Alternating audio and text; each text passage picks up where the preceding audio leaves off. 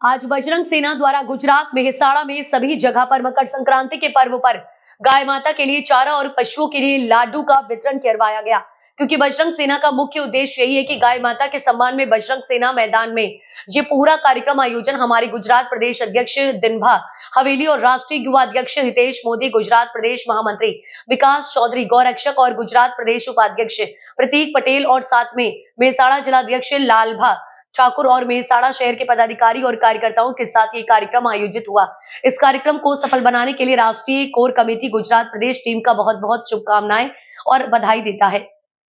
जय श्री राम, जय जय श्री राम, जय श्री राम, जय गौ माता, जय गौ माता, जय गौ माता, जय गौ माता। गौ माता के सम्मान में बजरंग सेना मैदान में, गौ माता के सम्मान में बजरंग सेना मैदान में।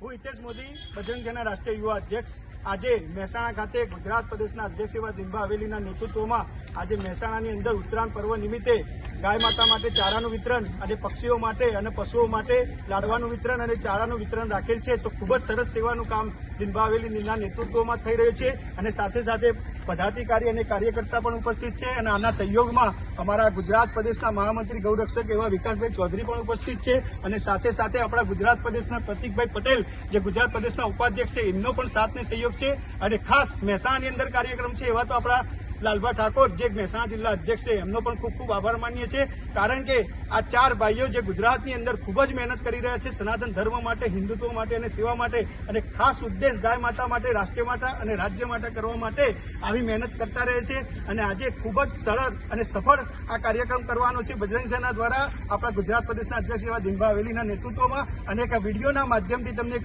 બીજો પણ એક ખાસ ઉપદેશ આપવા માંગુ છું કે 22 જાન્યુઆરીએ આપણા અયોધ્યા રામ મંદિરના 1 વર્ષ પૂર્ણ થાય છે પ્રાણ પ્રતિષ્ઠા મહોત્સવનું। તો દરેક સનાતન હિન્દુ ભાઈઓ પોતાના ઘરે દીવા પટકાવે અને હનુમાન ચાલીસાના પાઠ કરે અને સાથે સાથે પોતાના છત પર એક ધજા આપણી ભગવાનની ધરાવે, કારણ કે પ્રભુ શ્રી રામ આપણી જાન છે, ભગવો આપણી શાન છે। તો એના લીધે આપણે દરેક જગ્યાએ ગુજરાતના દરેક સનાતન હિન્દુ ભાઈઓ 22 જાન્યુઆરીએ આપણે ખૂબ જ સરસ વિશાળ કાર્યક્રમ અહીંયા એમના સ્થાને દિનભા હવેલીના નેતૃત્વમાં કરીશું, હનુમાન ચાલીસાનો પાઠ બી કરાવીશું અને સનાતન ધર્મના લગતા પણ એક કાર્યક્રમ ગોઠવીશું। તો ખૂબ ખૂબ આભાર ને ખૂબ જ સરસ આપણી ટીમ ગુજરાત પ્રદેશની અને મહેસાણાની ટીમ કાર્ય કરી રહી છે। તો દરેક આપણા કાર્યકર્તા અને પદાધિકારીઓનો હું દિલથી આભાર વ્યક્ત કરું છું કે આટલું સરસ ગાય માતા માટે કામ કરે છે અને આગામી સમયમાં પણ આના કરતાં પણ સારું કામ કરીને બતાવીશું અને સફળ રીતે લોકોને એકજૂથ કરીને નવી ટીમ સાથે અમે બજરંગ સેના ખૂબ જ વિશાળ ગુજરાતની અંદર મોટી કરીશું એવી આશા સાથે જય શ્રી રામ, જય ગૌ માતા।